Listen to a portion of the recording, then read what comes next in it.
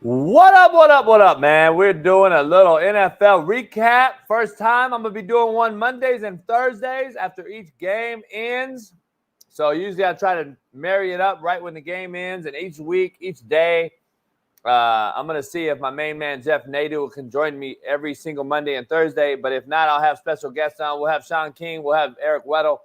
We'll have some NFL coaches and players join us for 30 minutes. Just to recap it, unlike ESPN and all these fake woke organizations give you the fake, we'll give you the real on the realest show on planet Earth. So join us. We'll take some callers as well, but those will be a super chat only unless we know you and we know you're a legitimate person and a loyal fan.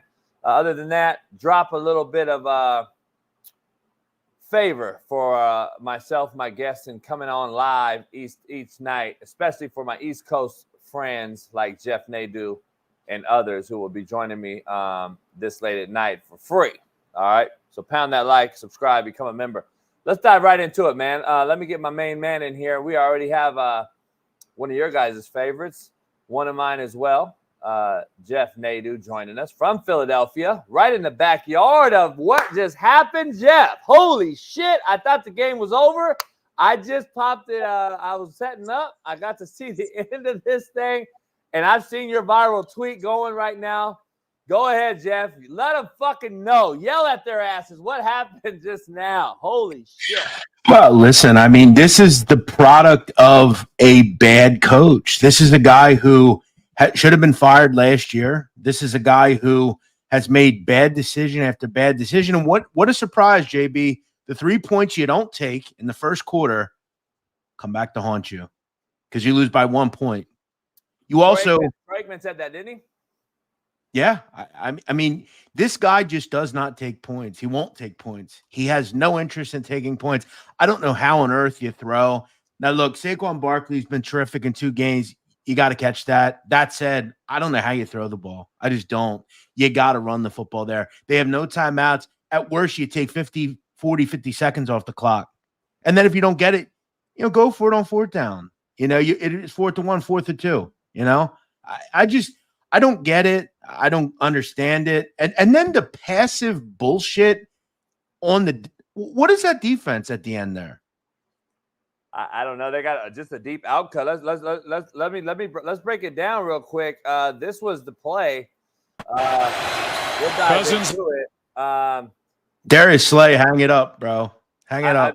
I mean, this is inexcusable, Jeff. I'm gonna be honest with you. So all we have here is a 3-by-1, 10 personnel. So we got 3 receivers on the top in a pretty condensed formation, Jeff. So basically, you got 3 receivers on 5. Count the defense, guys. I want you all out there to learn some football. There's 3 DBs locked in man coverage. Look at their stances. They're all looking at the quarterback. That tells you they're in man. Now, there's a safety right on the hash, and there's an outside backer we call a skift, SCIFT, that stands for seam, curl, inside flat player. That means any third receiver goes inside. Look who's there. That linebacker sitting right there. And they're outnumbering them 5-by-1. And they can't stop an outcut by the number 1 receiver. In this case, I believe it's London, Jeff. Yeah. Who's the corner, Jeff? That's Slay? Darius Slay, yeah. And play. All right. I mean, that's inexcusable. Slay gets caught flat-footed here. Flat-footed. Look at that shit. That is horrible. NFL. Not even close. That is really bad right there by an NFL corner to stop his feet. Stop his feet before the goal line, Jeff, is inexcusable. I'm just giving you insight on some NFL shit for you fans out there. To stop his feet without getting any hands on him. Because right here, Jeff, you got to teach this. If you're the head coach and the D coordinator here, hey, guess what? Worst case, take a PI, Jeff, because we're not going to give up a touchdown. But I'm flat-footed, and now look at him. Now he's reaching inside for the offensive receiver, and it blows my mind that this easy of a route combination, that is like Kirk Cousins' dick was hard right at this point. And he's like, holy shit, let me throw this for a winning game touchdown. This is what won the game. Let me tell you one thing. This team may have the worst pass rush in the NFL. It is non-existent. Bryce Huff, you throw a bag to. He's still in Brazil, I think. Josh Sweat, I don't know if he's even here this year. Brandon Graham's 66 years old. Hassan Reddick, by the way, hasn't played a fucking down. For anybody. Right. I mean, they have the worst. Jalen Carter, I'm going to shout at him for a second. I talked him up real big. Is he in South Philadelphia tonight? Did he play tonight? He made one play. Made one play. Beat the center on a whiff block earlier. Jason Kelsey was in the booth with Aikman and mentioned it. He got right in on a play action pass, right in the back of the center, right in Cousins threw the ball away. But other than that, I didn't see his name called too much. I will say as well, the play calling is predictable. It's boring. I thought out of everybody, look, people will talk shit on Jalen Hurts. Jalen Hurts is the only reason they had a shot to win. It's a bad throw at the end, but I mean, I thought he was good on the ground tonight. I'll give a lot of credit. Kirk Cousins, a guy who doesn't play well on Monday night or in primetime, very good tonight. And what a surprise, JB. I know you're a big fan of the pocket passer. Pocket passer gets it done. Yeah, and that's the thing I've been saying. You don't see guys running around. I watched the game in close, and I was like watching Jalen Hurts.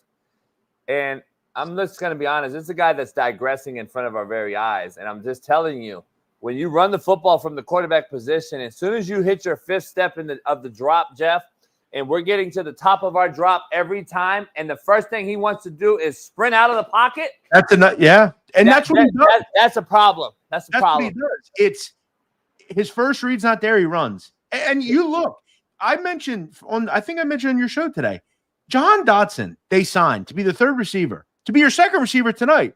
You know how many times they targeted him? One fucking time. Dallas Goedert, I think they targeted him twice. Yeah, targeted him twice. I picked him on fantasy too. DraftKings. He fucking got 2 balls thrown at him. I think he caught one. I don't understand. Listen, let's go back to I think you brought him up on our show every morning. The OC hire. They make an OC hire in Kellen Moore. I've never been high on him. People are always high on him. If you just compare the Dallas Cowboys now to what they were, they're not – it's actually better offensively in Dallas, even though last week they got smopped yesterday by the Saints. But I'm just saying overall, since he left, McCarthy's taken over the offense, and they haven't missed a beat. So people act like this guy was the guy. No, he really wasn't. He's actually struggled. He goes to San Diego or L.A. Chargers with Herbert, with a big-time quarterback, and doesn't do anything there either. Let's just be honest. They were abysmal last year as well. And then he goes to the Eagles now. Maybe there's a common denominator in that guy too. Like, let's stop acting like this guy invented football. I don't see it, Jeff. I see a lot of football. Yeah, I'm about tired of hearing about how great Vic Fangio and his defenses are. I mean, a fucking non-existent pass rush. Listen, I don't really know what to make of this team. I think Nick Sirianni is a product of Shane Steichen and John Gannon being really good for a year. He's a guy who just continues to pass up points. And again, I hate to go back to it, but you lose by 1. If you kick a field goal, it's bad. Let's talk about the inconsistent referee in the NFL so far through 2 weeks. The NFL referees have been so inconsistent. It's been absolute mockery. I gotta show this right here, Jeff. I want to get you, because you're an honest talker. This right here is a penalty, Jeff. I don't know why they said he didn't take his helmet off. They reviewed it. They didn't review it, but he goes over to the ref and says, no, it got knocked off, because they threw a flag, Jeff. Mm-hmm. And they throw a flag. This is clearly you can see him taking it off. You can see him taking it off. He literally takes it off. He took his helmet off, and then that leads to a – Here he goes. It leads to a tush-push touch. Look, you pay Saquon Barkley a lot of money, regardless of what the play was called. He makes $13 million a year. You got to catch that ball there. I mean, that ends the game. There's literally no excuse. He was great in week 1. He was pretty good tonight. They got away from him for a while, but you got to make that play. Yeah, I can't stand the inconsistencies. Earlier in the game, there was a blatant hold by the Falcons on offense. It goes both ways. It's just bad refereeing. I get it. It's a hard job. I understand. I'm not going to sit here and just, and we have a referee shortage nationally as far as from the youth level all the way up to college football. There's an actual referee shortage. Just giving you guys some real insight on this. There's some real issues with referees, and right now at the ultimate level, you're getting guys because the NFL and Roger Goodell, who tell you all these fucking lies, they don't want to hire full-time guys. So I want to give you I know the head of the referees, the head of all referees, okay? I've known him for 30 years. He's a lawyer. He's not a full-time NFL. Yeah, they all have jobs. And all these guys have jobs. A lot of them are fucking policemen. They're lawyers. They're cops. They're fucking accountants. I've never understood that. $1 billion business, and you can't pay officials $200,000 a year.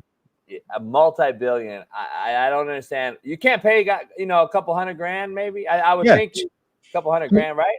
I mean, yeah, the head official should get the most, and then you pay. Listen. This league does everything backwards. Ask yourself this: when it comes to refereeing, do these offensive line even do they understand? Going upfield, do they understand where they need to be on the line? I don't think it's even been made clear. I mean, how many man downfield penalties? RPOs. Well, when they invented the RPO, Jeff, and they started this RPO shit, and it's so hard to teach because O-line want to go run, block for run. And so we're blocking downfield for run. And if the quarterback don't pull the ball and throw it, Jeff, guess what? The lineman's downfield. And for so many years when the RPO became real common, the RPO became so common that everybody was like, all right, it's a gray area play now. We're going to let it slide. We didn't call a lot of it. But now, when Nick Saban started pushing it in college and then the NFL got a hold of it and we started seeing the transition from defensive coordinator in the NFL go to college and college coordinators go to the NFL, now we are like, okay, let's start calling this more. Now we're calling what, Jeff? The fucking tackle and the guard in the backfield. How many times have we called that now all of a sudden? Now, all of a sudden, the most, I guess, let me call it a gentleman's agreement penalty, meaning as long as the linemen aren't just blatant in the backfield, we don't call that ticky-tack shit. Now we're calling ticky-tack shit and missing important shit. That's the problem. We're missing PIs and blatant taking your helmet off to celebrate. But damn, we can't. We rather call the guard's ass crack in the backfield by a fucking centimeter. I don't get it. I don't understand it. This is really bad. By the way, NFL officials make $200 to $250 a year. Some, not all. The line judges and shit. Yeah. I mean, again, though, let's just say you make $150. I mean, I guess you can't tell someone they can't have another job. No, the inflation and everything. So it's just crazy. Sure. I don't know, Jeff.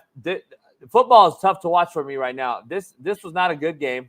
I don't know if anybody out there really thinks this was a great football game. Yeah, a lot of people. I heard a lot of people bashing me because I said last week, I don't know how people sit here and watch this shit all day. Look, if I like the Eagles, I enjoy watching them. But to be fair, if this were the Falcons and the Saints tonight, I wouldn't have watched this. I have no interest in this. I just don't. It's boring. It sucks. It's a bad product, as you've talked about time and time again.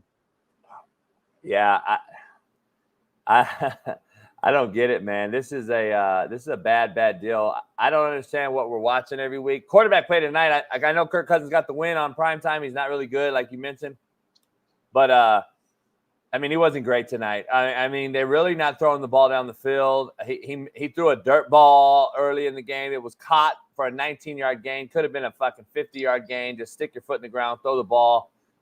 We're witnessing, I guess he told Troy Aikman that he's healthy, but he's not 100%, but he's 100% in the pocket, whatever that meant. I don't know. A DraftKings tonight, Jeff, just on a humbug because, scared money don't make money. Sometimes you got to be different. I picked Michael Penix. I picked Michael Penix just in case that he got hurt or something because I think they're chopping at the bit to put Michael Penix in the game. They won't anymore. They went under center. They changed the game plan, Jeff, from last week to this week. He didn't take under center snaps last week. They didn't run any play action pass. That's what Kirk Cousins does. Kirk Cousins went under center today.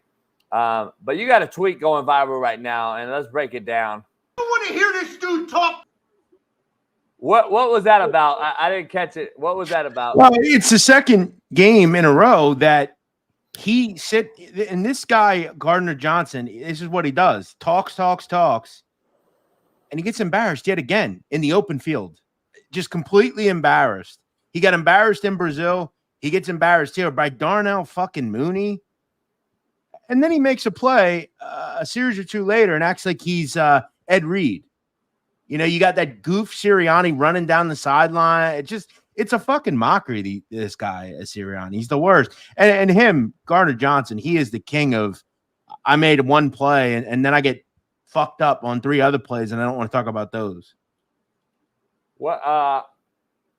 Who's the Thursday night game? I'll be back live. What's the Thursday night game this week? It's is it the Jets? Right on a short week. It's the Jets and the Patriots, Jeff.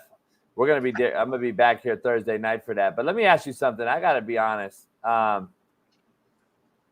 If you're the NFL and you're about protecting your players, let's just be honest and let's break this down. What a lot of people won't do on these national shows that are on right now to recap these games. That's why I decided to do it. I'm like, let's do a real fucking show and break this down. I'll be having DV Sport by next week, and I'll be able to show these games. Let me ask you, if you're really about protecting your players and you had one of the biggest faces in all of sports, a little less football, Aaron Rodgers blow his Achilles last year. He just played Sunday against the Titans, did he not? Yep. Why would you play him on Thursday? Don't you think that would be a scheduling situation that you could look at and say, you know what? I don't know if I want to play my fucking quarterback that blew out his Achilles on a short week. And then you playing these guys on short weeks. By the way, Tua got injured again on a fucking 4-day rest week. Again, by the way, this is the second time on a short work week. I don't understand it.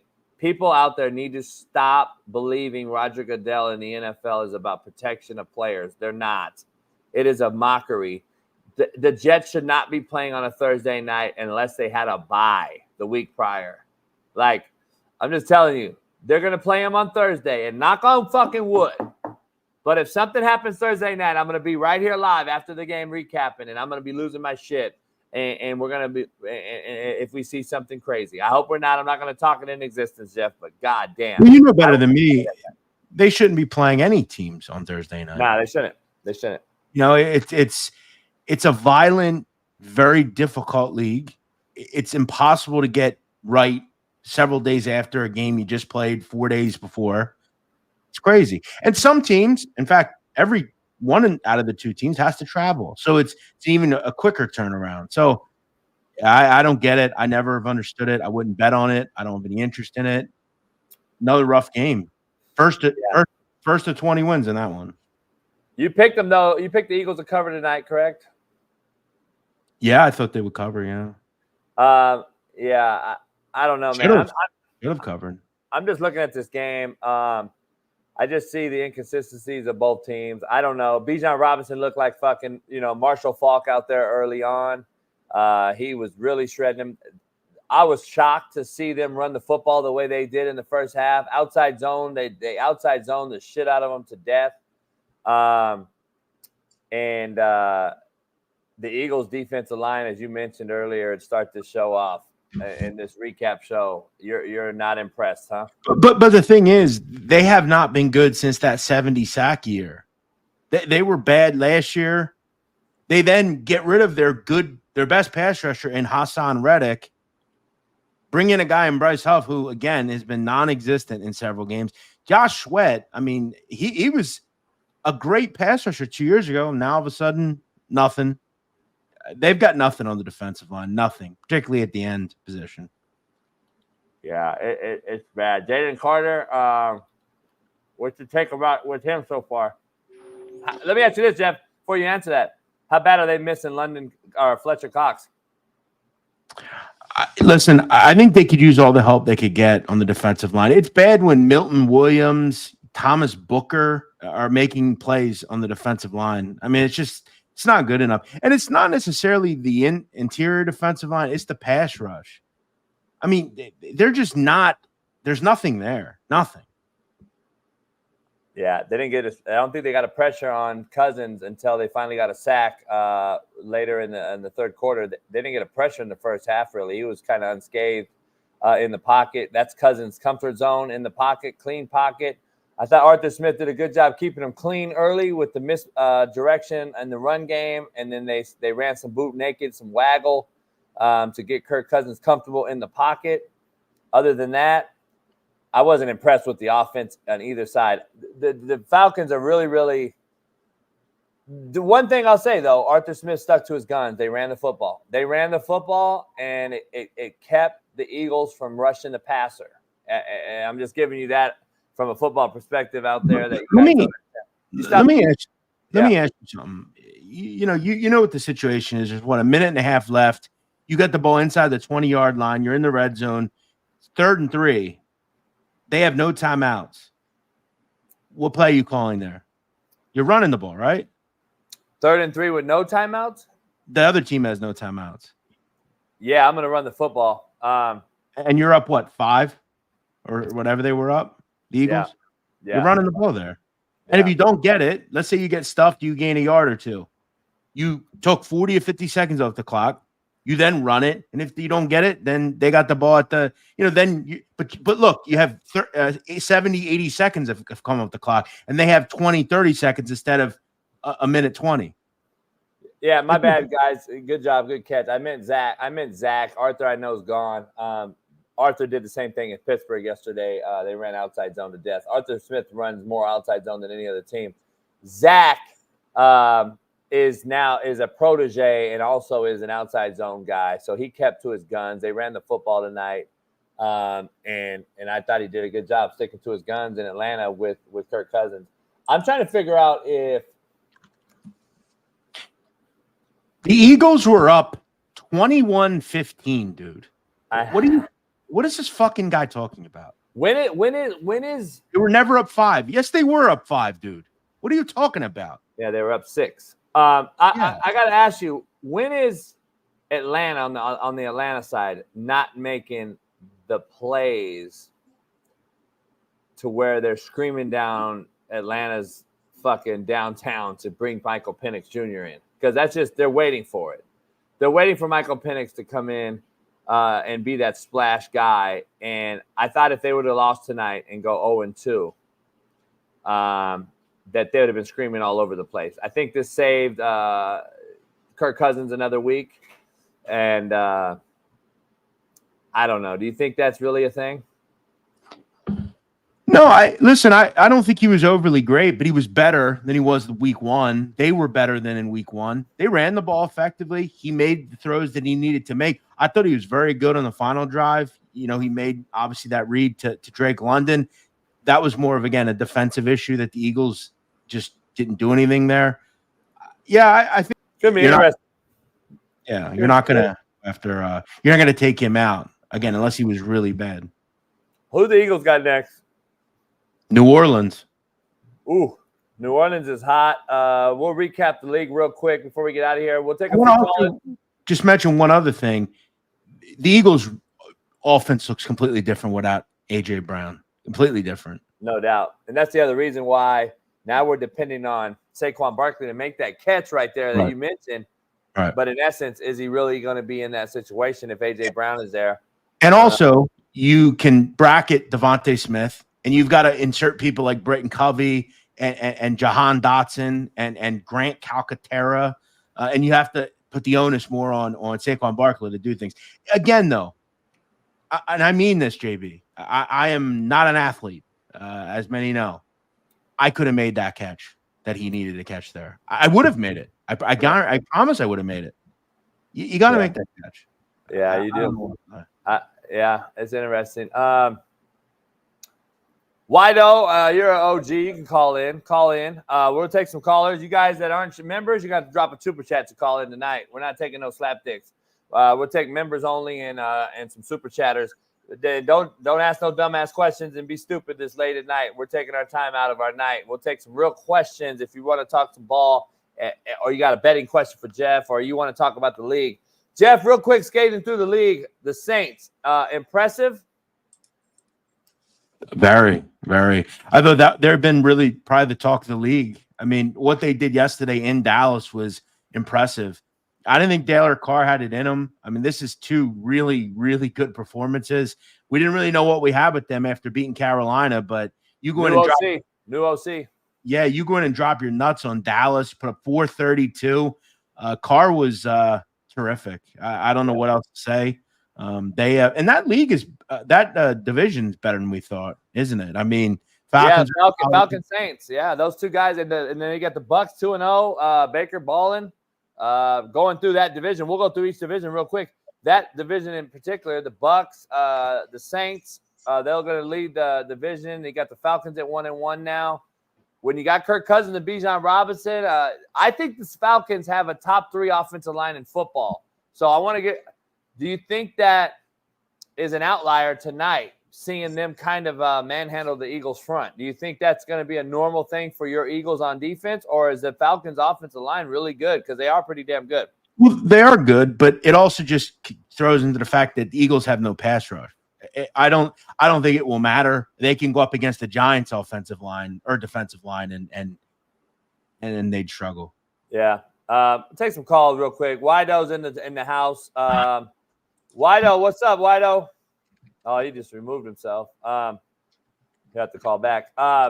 Yeah, I don't know. I thought the Falcons' offensive line, pass protection wise, anyway, is damn good. And I'm gonna tell you, they ran for 100 yards in the first half. Bijan Robinson and Algier, I believe. He also had a good night. He's the old fire and ice. He pounds it inside. Bijan bounces the ball. They run a little more outside zone with Bijan. They run a little more inside zone with Algier. It's a good 1-2 punch there in Atlanta with play action pass. I just hope he's healthy enough to execute play action pass under center and still be able to throw the football downfield. I got to ask you, though, as a Falcon fan, before we dive through these divisions, does Pitts have some type of disease? I'm trying to figure out why they avoid him like the fucking plague and do not feed this guy the ball. Tight ends at the end of the line of scrimmage are usually quarterbacks' safe haven. They're the safety blanket. They're an easy target. They're one-on-one on a linebacker. They're one-on-one on a safety. I don't understand why Pitts, who was so highly drafted and sought after, and everyone's been hyping him up, we haven't seen him yet. And what is this? Year 3 for him or 2? Year 3.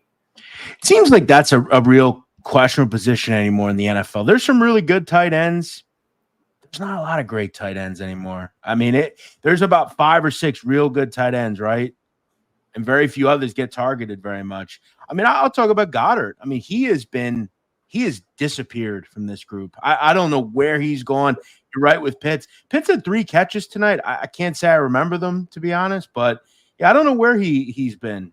He was. Let me ask you though. You think that's part of what I've been preaching for 5 years? Quarterback play is just fucking awful. I mean, that's probably part with it too. Man, interesting. Tom Brady came out and kind of reiterated exactly what I've been saying for a while. You know, Bryce Young was benched today, Jeff. We'll be talking about that tomorrow. And they benched him for Andy Dalton. What a disaster. I'm going to start the show off tomorrow with that. Andy Dalton's a better quarterback in the NFL right now. It is what it is. But guess what? You guys have failed. You also have failed him, in my opinion, because and Jeff, listen, Bryce Young earned the Panthers. That's what's fucked up. And let that sink in. He earned them. He was a Heisman Trophy winner. He dominated the SEC. He's that first pick. And he earned that pick. And guess what? Now you got to figure it out. CJ Stroud was the pick, bro. No, I get it. I'm glad CJ didn't go there, though. See what I mean? Like, listen, you got to look. I'm not going to tell you that. I mean, it's a bad situation. They're a bad team. I mean, I said yesterday to someone that I'm cool with. I mentioned to them, could they be the worst team in the last 5 years in the NFL? They're really bad, dude. Like real bad. Yeah. They can't even move the ball, let alone score. Yeah. I mean, it's rough, man. It's rough putting quality possessions together. I mean, you look at through 2 games. I have to look this up. I'm not exactly sure, but they've scored what 3 yesterday. Well, they scored 10 against the Saints, and I think that was in garbage time. No, they scored. Yeah, they scored 3 in the second quarter, 7 in the third. I mean, they have been dreadful. They had under 200 yards in that game yesterday. I can't think they had more than 200. Yeah, they had 159. So they haven't broken 190 in either game. The Browns, the Bucks, a couple years back, about 5-6 years ago, the Browns and the Bucks were really bad. There's a couple teams that had one win, 0 win. Whiteo wants to ask you a betting question. Whiteo joins in. Whiteo, what up? Can you see me, Coach? Can you see me? I see you. Jeff, you got to bear with me for a little bit, baby. It's a lifelong Falcon fan, okay? We don't get too many primetime wins, Jeff. You're good, man. I'm good for you, bro. Now, here's what I'll say, Jeff. Sometimes I hate when people say I would have made that catch. No, none of us would have made that damn catch. No, you would have made that catch. So would he. So would JB.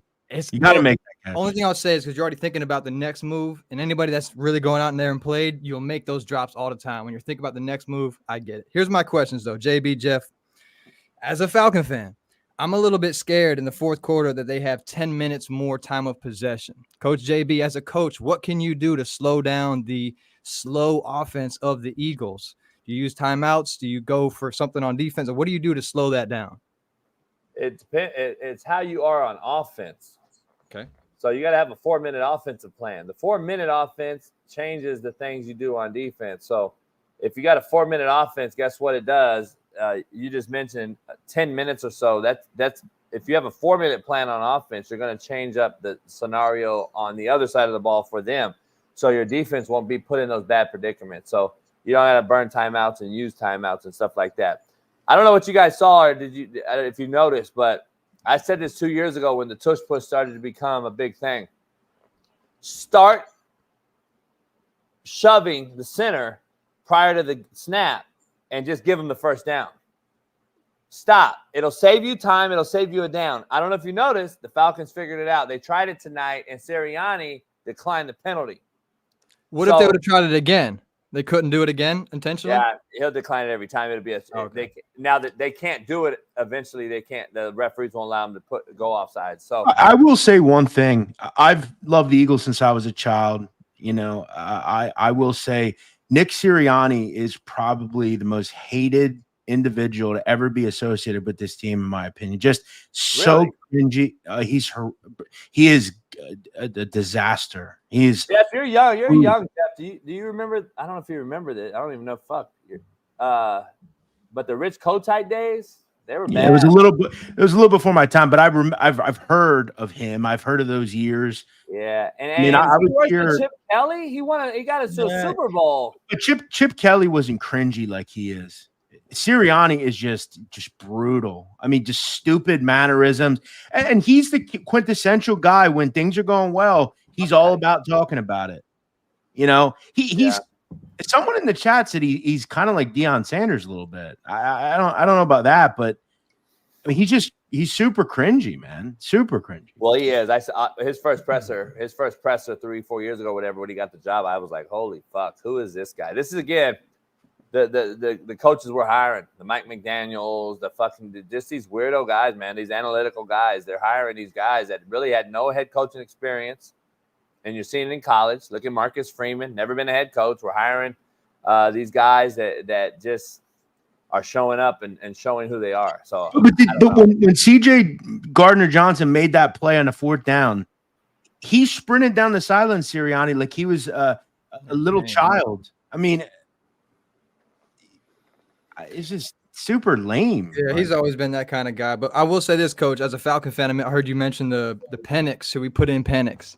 And my thing was not even that so much do we lose, but can Kirk show that he can throw the ball deep? And he proved he had a good game today for my standard, but I still think he's a little hurt, Coach. Do you think we need him to start throwing the ball deep? Today, he missed the pass. Our receiver stopped on it, but that was the longest in the air ball I've seen. And with Mooney a weapon stopped, like Bijan, he went off the field. This is the era we're in, though. That's why tomorrow I'm going to break a deep dive into this. The receivers being the prima donnas that they are right now, more than I've ever seen in my life, because we continue to pay them and allow them to sit out and not practice and do all this shit. Then they do what they did. He fucked Cousins on that play. Mooney did. He already scored a touchdown, by the way.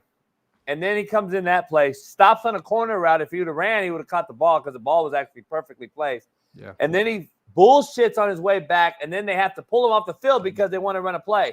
This is, again, the issue. This is why I think this plays into quarterback play being as bad.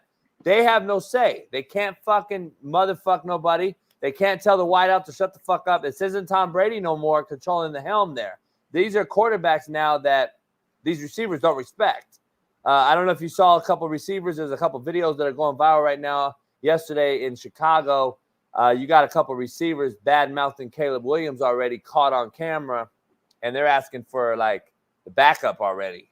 Like, there's some like these wideouts, man. I'm just telling you, there are a lot of cancerous fucks out here.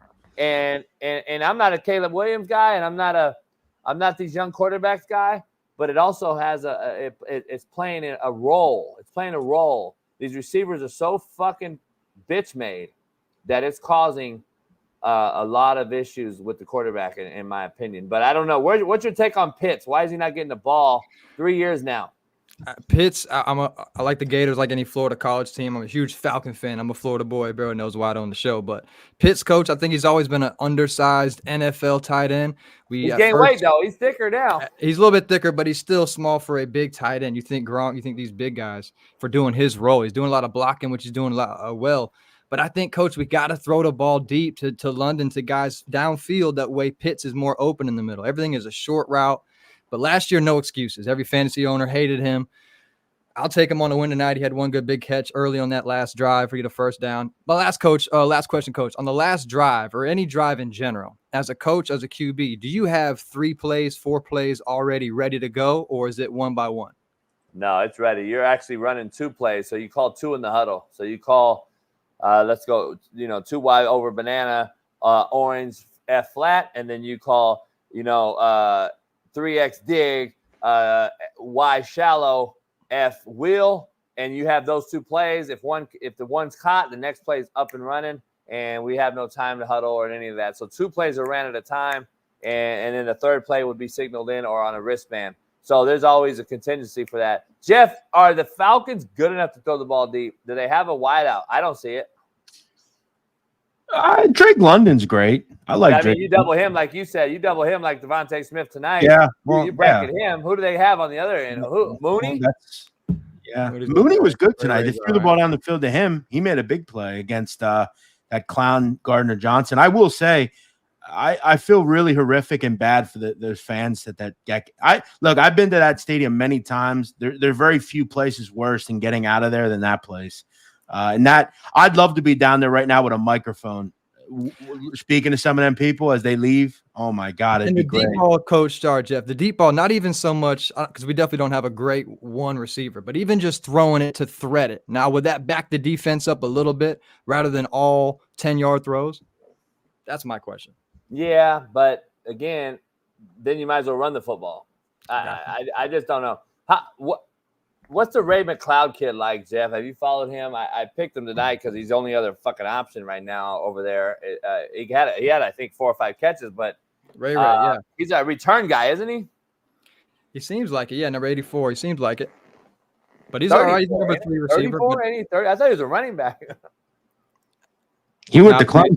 He played 84. Yeah, he went to Clemson. Got a shout out to Justin Simmons, though, our newly signed safety. I played him in high school in basketball. Whooped my ass, but shout out to him on the field. Jeff, I got to ask you as a bettor because I stay with my Falcons. As a bettor, what do you do? Him and Jesse Bates, I love them. As a bettor, do you stay away from your team? Do you take emotions out of it? How do you do that? I never bet on my guys. Look, if I can make money, I'll do it. It doesn't matter to me. I don't care about that. I really thought tonight this was a good spot for the Eagles. I didn't think it'd be this bad without AJ Brown. Look, they were in the position to cover and win this game. Again, you got to make the play late. You have to knock time off the clock. They then had a shot to stop them. They couldn't do it. They then got the ball back, 35 seconds with 2 timeouts. They could have taken all they needed was a field goal. They had their own opportunities to win and cover, and they didn't do it. Now, next week, the Eagles are a favorite in New Orleans against the Saints. That's a very interesting line. But yeah, as far as the team, it doesn't matter to me. If I can make money, I'll bet against them. Hey, Whiteout, we're gonna take some more callers, man. We love you. Appreciate you coming in. Appreciate you always. Only the real. I'll hit you See later. you later, bro. Peace. John M. What up, John M? What's going on, JB? What up, man? What's your question? You got a question for Jeff or me? I got a question for you. First off, are the Jets the problem since we've seen Geno Smith, Sam Darnold, Aaron Rodgers, and Joe Flacco all have better years elsewhere? But Decent when they go to question. the Jets, it just goes to shit. It doesn't matter if it's Robert Saleh or one of the Ryan brothers who's coaching them, whoever's coordinator. Is it just the Jets that are that bad? They've been a bad organization for a long time. I know Jeff follows each team a little closer to me because he has to pick them, but the Jets have been bad as an organization since Joe Namath. I mean, Rex Ryan and you know, they had the little run there with the butt fumble and Mark Sanchez, but besides that, and they beat the Patriots a few times, and Rex Ryan was known to beat Bill Belichick, and they got to an Eastern Conference AFC Championship game, I believe. But I believe the Jets, franchise-wise, are a bad organization, and I think they could be a very overrated team this year. So, what about the New York Giants? What's up with them? Is another one? Same thing. At least they've got Super Bowls, though. At least they have many Super Bowls in their case. Unlike the Jets have one. The Giants have multiple, but right now, I'm with Jeff a little bit. They're just a team that can't get out of their own way. By the way, I saw today, Coach, that your former player is out for the year. Yeah, Jermaine, I talked to him last night. Achilles tear. Oh. Now, yeah, I appreciate you, John, man. Yeah, I mean, I have one more question. Yeah. Are Baltimore and Cincinnati still the biggest threats to Kansas City? No, I don't think Baltimore is at all. I think Baltimore is a dead man walking. I said it before the season started. I don't like them on defense. I don't like them on offense. I don't see it. I don't think – I'm going to say it right now. Baltimore is not a playoff team. Houston. You think Houston? Yeah, is? Houston probably is, yeah. That offense is What about the NFC? tough. Who knows? The Lions shit the bed. The Bucks, are the Bucks real or not? We're going to find out. Saints. I mean, Saints, are they real or not? I mean, I still got to say 49ers. Yeah, I mean, the 49ers are going to be in there. I'm sure the Eagles will still be in there, and they're in a weak division. The Cowboys, they're going to go 12-5, 13-4 again. Who knows? Shit the bed in the playoffs. I think it's the usual suspects in the NFC this year. Packers and Jordan Love get back healthy. We're going to see. So, hey, I appreciate you. Yeah. Thank you. Hey, Jeff, let me dive in. Let me ask you something real quick. The Jets. Is it a must now? You just mentioned Jermaine Johnson going out, my former player. Are they going to have to sign Hassan Reddick? Yeah, I don't know how they haven't. I thought they were better yesterday defensively. They only gave up 130 on the ground, which still not great, but I mean, they got to be better. Yeah, they have to make that happen. And they're the only organization that drags stuff on like this, right? You got to look at Hassan Reddick and say, I mean, this is 2 games. He's lost. They lose $800,000 a game, right? Yeah. So he's lost $1.6 million in 2 games. I think he got fined $3 million flat. I think he already got fined $3 million. Yeah, they said they'll pay him back if he comes back. If he comes, so I don't know. Yeah, you got to sign him now. There's really no question. And they're the only team that will screw this up this much. But By the way, now it goes back to player empowerment. Now he's going to hold the Jets' dick in his hand and say, "Guess what? Jermaine Johnson, Pro Bowl is gone." Yep. So take a call, Milbest. What up, Milbest? Hey guys, how you doing? Yeah, let's take a drive down 95 to Baltimore, and I want to get your take on my take. I agree when your assessment on Lamar, but I'll push back and say he's not the problem. As Harbaugh has run his course, his culture is stale. They need to do a full tear down, rebuild. Nothing's going to happen in season, but they need to trade Lamar, recoup some picks, completely tear this thing down and rebuild it. That is my take. The fans are apathetic at this point. There's Really? about 20,000 empty seats per game in Really? the stadium. You know, people have their PSLs and season tickets, but they don't show up. The whole Baltimore is unsafe is a bunch of BS. But you know, I agree. I think unfortunately it's going to take a 4 or 5 win season, and even at that point, I don't even know because Harbaugh and the owner and the GM are all very close. They're all good friends. They're not a 4 or 5 win team, though. I mean, It's No, gonna. I It think he said might he's going to take take that to get rid of it. I think he said he's going to take that to blow it up. You know, I think I said they'd be 10-7 wild card. You know, maybe win a game, but be bounced by the divisional round. But what's they happened to just their got offensive line? I mean, their offensive line brutal. There's a story in a local media about this guy Ben Cleveland, who's the backup guard to Daniel Falele, the right guard, and Max Crosby abused him all day yesterday. And Cleveland is a better player, but he's in what we call the Harbaugh doghouse for whatever reason. Harbaugh says he tells the media today he lost the competition for the right guard spot, and that Falele won the competition. And evidently in preseason they didn't even give this Ben Cleveland reps at guard. He played center, so it's like he never even competed for the spot. But it just shows the arrogance and the stubbornness of Harbaugh. I just think, you know, Yeah, I mean, he is they knew. been there for a Yeah, while. yeah. I mean, they and then DaCosta too. The GM, they knew the O line was going to be a problem. And what did they do to address it? They drafted this guy in the second round, Rosen Gardner, I think, out of Washington, but that's it. Well, at least the Yeah. Orioles are playing well. 500 teams since June. They got to hang on for dear life to get a wild card spot. But Hey, Yeah, Milton, we'll address it, man. We'll address it. We appreciate you. We're going to take some more calls. I appreciate you calling in. yeah, at least Maryland won. They beat Later, Virginia. Appreciate it. Jeff, let me ask you something. What's your take about from this right here?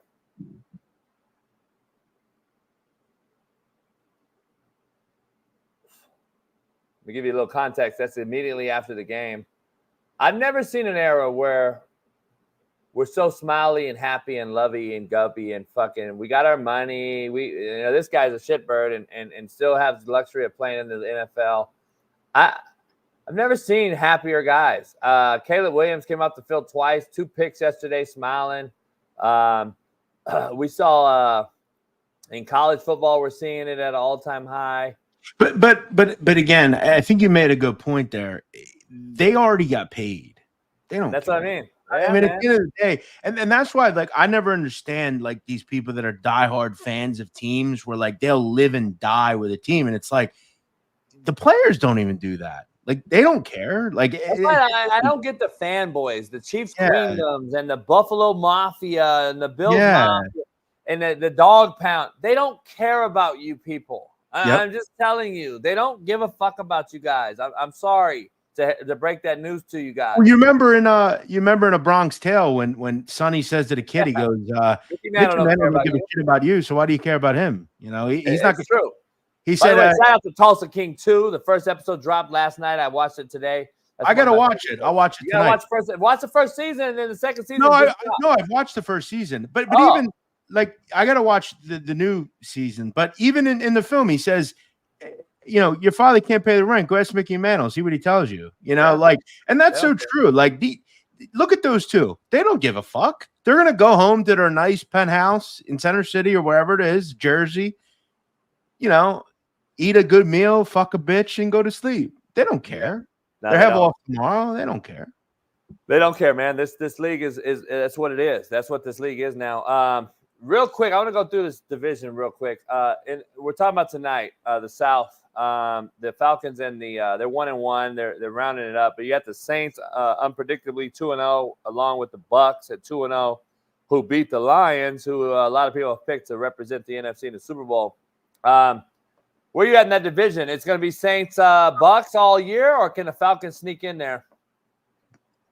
I think it's to be a great division. The Saints, you got to feel like they're going to come back to earth eventually, right? Yeah. Would think.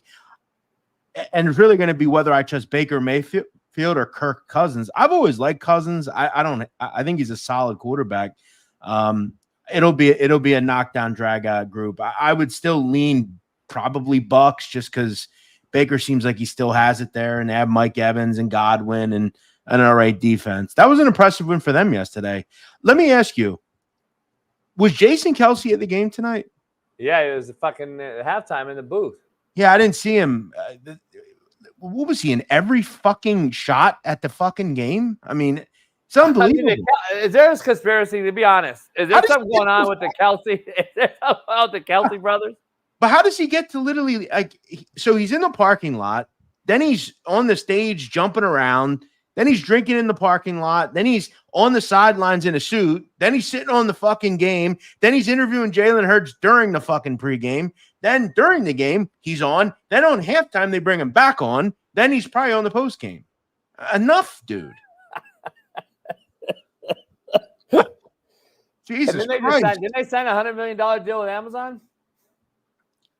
Probably. For the Kelce podcast, $100 million? It's just like, I think that's one thing about social media now is we beat some of these people into the ground. Like, why'd we pick them? The Kelce's are the pick, I guess, the Pfizer shot and all that shit. I guess they're the family. They're the fucking chosen one, man. Since Michael Jackson died, they're like, fuck it. No more Jackson 5. Let's go with the Kelce 2. All right, let me dive into let's say the NFC real quick. NFC West. The Arizona Cardinals dominated. I think Weddle came on the day after you on the show this morning and broke down. This could be the most, and Dr. Jesse Morse will join us tomorrow morning. This might be the most injury-riddled start of a season we've ever seen. Now Cooper Kupp just got deemed. He's out possibly 3 to 4 weeks, if not put on IR. So now they have 0 wideouts. They got Tutu Atwell and Matthew Stafford may be like, hey, dog, put fucking what's his name in the fucking shitbird from Georgia. Let him play a few weeks until my guys get back. He has no wideouts. He has no O-line, Jeff. No O-line, no wideouts. They got a running back, Kyron Williams, who I think is really good. I'm going to tell you something. Yeah. I'm going to tell you something. We know the Niners are really good. Arizona, man, this is now 2 games. They look really good week 1 against Buffalo. They then come back this past week, and blow out the Rams. Regardless, they scored, 41? Yeah. I mean, Kyler Murray was really good. Connor was terrific. Marvin Harrison did what he did. Looked like the guy we thought he was. McBride's a good tight end. I'm telling you, man, that's a sneaky team, man. So what you're saying is if the Rams get healthy, though, like they usually do in the season, they actually play better later. Fucking Seattle's not a pushover, it seems. I don't know. They seem like they're Geno Smith's on hitting all cylinders right now. It's going to be a very the wild card is going to be very interesting this year because, you obviously have your division winners, but you look at the second best team in every NFC division, right? It's going to be either the Packers or the Lions, Eagles or the Cowboys, the NFC South we talked about, and then all of a sudden out west, the Rams, Seahawks, and the Cardinals. I mean, the NFC is anybody's guess. Let's talk about the North. Chicago's out. Caleb Williams is who I thought he was. He's not ready, and I don't believe he should be starting. But look at even like Minnesota. Minnesota's 2-0. I know. Rookies quarterbacks just don't fare well with me. I think it's a setup for failure. I'm not even going to blame the QB. I'm going to blame the organization and the league and how the landscape is. I just don't think rookies should be playing. Look at what's going on. By the way, Jeff, we've had 66 touchdowns combined by all quarterbacks. It's the lowest ever. But what do I know? Lowest ever to start a season. And in the last 5 years, it's gone down tremendously. 5 years ago, it was 130. Then it went to 110, 110 again, 105, and now 66. Quarterback play is bad, man. NFC North, though. Minnesota, Sam Darnold, I've said, be careful. Put him in an organization that has some structure. Watch out with JJ. They got a decent running back. I like Aaron Jones. I like what they're doing there. Decent tight end. Addison comes back. I think they're going to be good. And then you got the Packers. Jordan Love comes back. They got one of the youngest wideout cores in NFL. I think their defense will get better.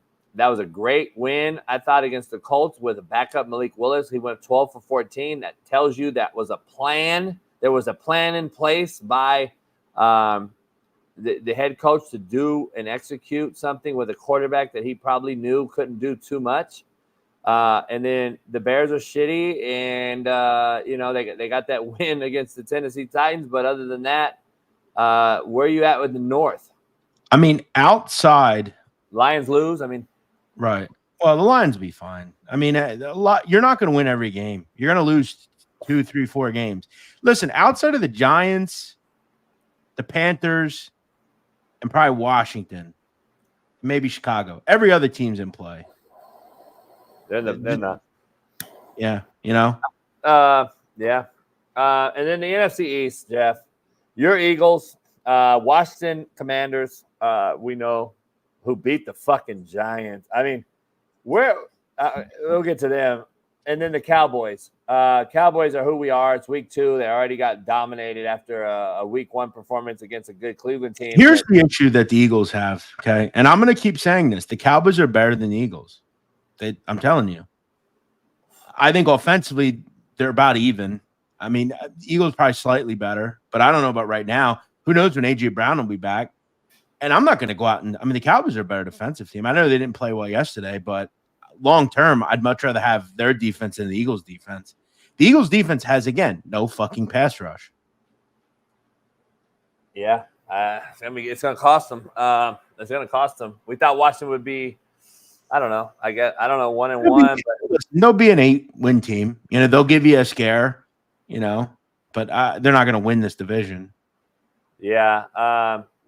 Okay, so that's the NFC. AFC, real quick. Let's start with the South real quick. We'll get out of here. You're late. It's midnight there, just so you know. Shout out to Jeff for coming on here. In AFC South, Texans run away with that division? Yeah, I think the Titans can be interesting. It's a shame Will Levis is their quarterback because I really like them really at every other level. Like them on defense. I like the running game at Pollard. I like the receivers. I just don't like Levis. But yeah, Texans rolled to me in that one. The Jags, this guy, they paid this guy $220 million, Trevor Lawrence. We saw a decent second year after Urban Meyer was fired. They get Doug Peterson, a Super Bowl winning champ. He shows that he was the number 1 pick, and then last year he regresses again. It seems like he's the same this year. Been bad in 2 games. JB, it's a shame you never had a son because I'm sure you get him out there and throw the football around. If you want to get rich someday, have your kid be a quarterback. There are not a lot of good ones left. You can go make a lot of money someday. You should have. Well, I could actually I have a daughter. She may be able to do it now in this fucking era. Girls are playing like fuck. Girls are allowed now. They coach, I guess, in the NFL. You wonder why we're fucking soft as shit. So the Texans, Colts can't stop a nosebleed. Sean Salisbury said it on our Sunday show. Make sure you guys subscribe. I said it too, yeah. They get Josh Jacobs goes wild on them in the first half, 120 yards. The Colts you would think would focus on stopping the run. They didn't. The Colts are a nosebleed on defense when we thought they were going to be good on defense. They're shitty. And then you got AR5 who's shittier, and you can't do anything on offense. So now you're putting your defense in a hole. I haven't heard anything about Jonathan Taylor, really. What do you think Smitty's saying right now, listening to you say that? I don't know. He's texting right now asking about tomorrow, and I'm like, I'm just saying your Colts are shitty. And then you got the Jags. Can they fucking fix anything? Can they right the ship at all? No. I mean, you mentioned their kind of problems right now. They just can't seem to close games out a lot of the time. Again, nobody's beating Houston, so it doesn't matter to me. AFC East, New England Jets this Thursday. We'll be doing a recap of that game right here as well. This is the first night of it. Thursday will be the second. We'll see, man. Jets lose Jermaine Johnson, pass rusher, Pro Bowler. Do they get Hassan Reddick? Quentin Williams is their other dominant defensive lineman. Other than that, it seems like they're getting the fucking shit ran down their throat. But I told you yesterday, and I keep saying it, Aaron Rodgers looks like a 40-year-old quarterback off a major injury. I'm going to probably lend on the Bills probably at this point. And the Bills are better than everybody thought, right? They thought Diggs leaving and Gabriel Davis going to the Jags and everything was going to be shitty. And now guess what? He's playing stress-free. They're running the football cook. They look better on defense. They look like a team that's all in on McDermott's word, and they're actually playing together. When also we hear that Tua Tagovailoa is not going to retire. I mean, you look at the next couple of games for them. I mean, at Seahawks, they got the Titans. I mean, who knows when he'll come back? Yeah, I don't like Miami. I don't like Miami. I think they're just too soft to win any meaningful game. And then the Patriots are probably better than people probably thought they were.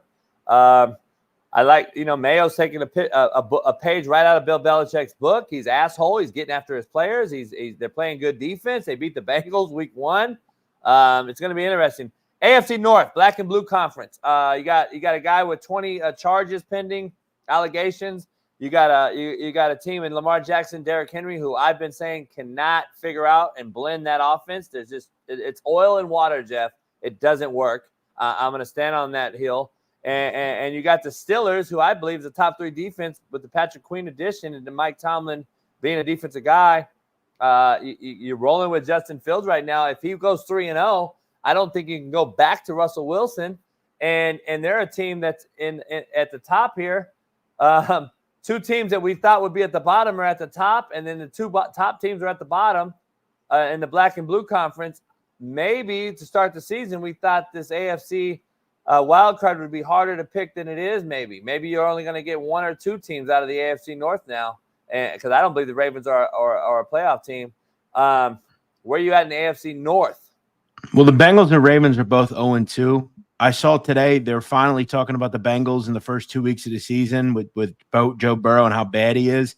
But then again, we know he'll then rattle off 8 or 9 wins. I still want to believe the Ravens will figure things out, but then again, yesterday's loss was bad. I mean, they were up 10 at one point in the fourth quarter and lost. Demoralizer, isn't it? Yeah, it really is. It's kind of like tonight's game for the Eagles. It's just really, really demoralizing, as you said. And as we know with the Bengals, like they'll get T. Higgins back eventually. Chase will get things figured out. I don't know if they've had a replacement yet for Joe Mixon, but Burrow looked pretty good yesterday. He probably should have won. I'll think it comes down to the Bengals or the Ravens. What's your take on the Browns? Are they just a dead man? They're a lame duck team, it seems like. They're lame duck. They won a game against the shitty Jags. I mean, are they a lame duck organization right now with a quarterback who I don't think is really all in because he's just got too much shit going on? Well, they got back to what they should have did. That said, they still threw the ball too much. The problem is they just don't really have anybody to run the ball. I mean, who's running the ball? They're Jerome Ford, Pierre. Ford's good. I don't know why they're banning the run is what I don't get. But they need better running backs for a team like this. They need better running backs. And the Jags had almost 6 yards of play yesterday. They just couldn't seemingly capitalize when it mattered most. 4 sacks allowed. AFC West, last conference in football. The Chargers, are they? Should people worry about the Chargers? Yeah, I like their defense a lot. Herbert looks pretty good. I like it. Seems I told you yesterday, Coach. If people thought I was stupid, I depend on them now. I feel like I can back them and not feel like they're going to piss it away like they used to under the Mike McCoys and Brandon Staley's of the world. They've got a good, solid coach there. The defense, again, been very good. Now, again, we got to look at the opponent. They played the Panthers and the Raiders. They're not playing. They're playing another bad offense next week in Pittsburgh. Then they get the Chiefs. That'll be a big game, September 29th. First divisional or second divisional game. It's at home, if that matters. Broncos stink. Chiefs are the Chiefs. Raiders, they're only going to get better. They're a solid defense too. I just don't love Minshew. Good player, solid quarterback, but does he actually get to the playoffs and do well? I can't see it. So yeah, I don't know. Before we wrap it up, man, a lot of people are asking, and we wanted to get your take real quick. Make sure you follow Jeff on the Sit Down Crime Pod. He breaks this down. I'm sure you're going to do something on this. But P. Diddy was arrested tonight. Any news about that? You know why? You know what's going on? I know he was indicted. Seems like now the shit show is going to begin. Donald Trump had a second assassination attempt yesterday. It seems like that is a huge issue and story. That's kind of getting covered up. They wiped his social media accounts down on Facebook and Instagram. It's fucking ironic. And now he's tied in with Ukraine. This guy, how did he know that Trump was golfing? It was not on schedule. I would be very, very scared if I'm Donald Trump because it's obviously an inside deal trying to get him put out of misery. And Yeah, I don't. P. Diddy. Is this P. Diddy shit tied in with anything? I think it's political. Well, he was arrested in New York City. I don't. It obviously would have something to do with the sex trafficking thing. Look, I've said for years, I think Pete Diddy is a federal informant. I don't think he will be in very long. I'm sure the FBI swooped in, talked to him about some things. Nothing will happen. Again, he's a rat. Nothing's going to happen to him. There's no reason he shouldn't have been arrested far before this. I think it's a distraction, no? And then don't they always distract us with some kind of crazy high level guy, celebrity? They arrest them. They take. Notice they did it on a Monday night, at 8 o'clock at night. I mean, it's very random. You don't think they know where he is at all times. I'm telling you, he's a federal informant. He should have been arrested years ago for this shit. They allow rich, powerful people to do what they want. And you're right. I think Donald Trump, you got to wonder, let's say he does win. I saw somebody, I think it was Dan Bongino, say, does he make it to inauguration? This is now twice where people have tried to kill the guy. I don't look understand at the rhetoric coming out of the Democratic Party and some of the things that are said. I don't get it. They say eliminate him. They say that he should be eliminated. Have you seen any of these debates, these little nuances? I look at this shit. I'm like, this is crazy talk. And for Kamala and her party and that party to say that this guy is selfish, and I'm like, look, they're all selfish. This guy's a billionaire. He was obviously selfish for a certain reason. But listen, he doesn't have to run for president and get shot at every day. Like, this guy's wanting to make the country better, in my opinion. Kamala's a fucking mockery and a joke. And like Jeff said on the show, 3 months ago, you guys hated her. You wanted to fucking abolish her. Now she's the most viable candidate in the history of fucking the United States. Get the fuck out of here. This shit is crazy to me. I don't understand anyone that defends the left at this point, to me, is unbelievable. By the way, the reason Diddy was arrested, there's no one knows. It's a sealed indictment out of the Southern District of New York. I'm trying to look it up right now. It's sealed. I could get into the indictment, but I won't be able to see anything. By the way, for anyone that's curious, any human being can look this stuff up. There's a website called Pacer. You can look up any of this shit. You've got to pay for it, but it's how I look up indictments. This is sealed though, and you're not going to see it. In fact, I'm sure no one will ever see it. Like the Epstein Island case files. Well, that's more or less just like hidden. This is sealed to the point where it's just like it's redacted. You can't. It's all blacked out. You can't see anything. Yeah, it's gonna be interesting. Do you think Kamala can win the election? I think she will win. I agree. It's set up. I think propaganda's totally pushed it. And it's not that I want her to win. I think she will win because, again, I don't think it's fair. I think that's they can't. They think that if Donald Trump wins again, he will never leave office. Right? He'll just be president forever. No, I don't think there's any way Trump wins. He should win, but it's staged. Yeah, I think it is too. It's going to be interesting. Man, Jeff, get some rest. I know you got a big day this week. Follow us. We'll be back tomorrow with the Coach AB Show with Big Smitty, 6 a.m. Pacific. Appreciate everybody joining us today.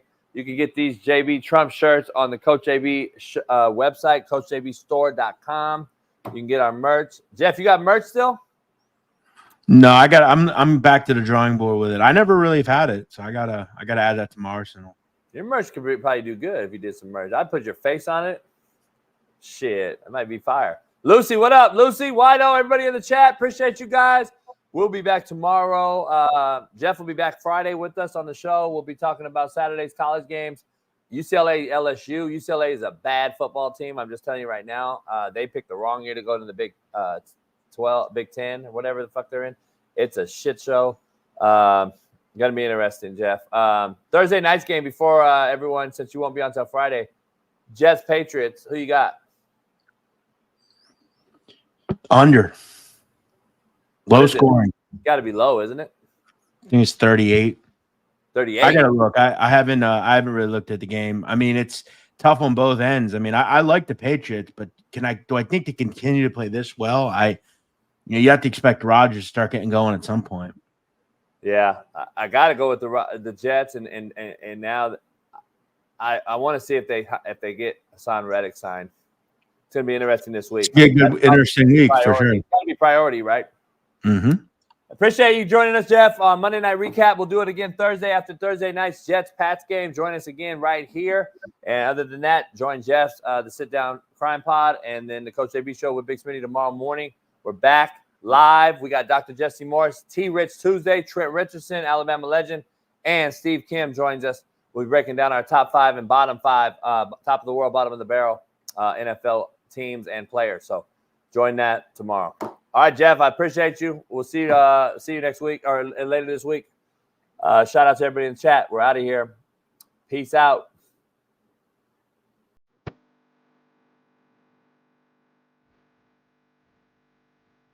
Coach Jason Brown. Coach Jason Brown. Jason Brown has really done wonders with this program. What's up, guys? It's the real Coach JB here. I'm a master motivator. I know regular ass motivator.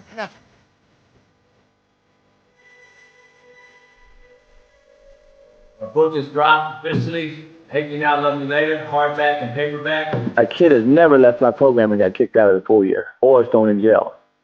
Never. 220 kids D1, 22 in the NFL. Listen to them talk. You're going to listen to somebody talking in the language that those youngsters understand. It's a Suge Knight of football. It'll be a very great read. All right. Definition of coaching is getting where you couldn't get yourself. Just save one of them, man. It's in my book. Save one. Great quotes from great folks here, and please go out and support it, enjoy it. Coaches, general population alike.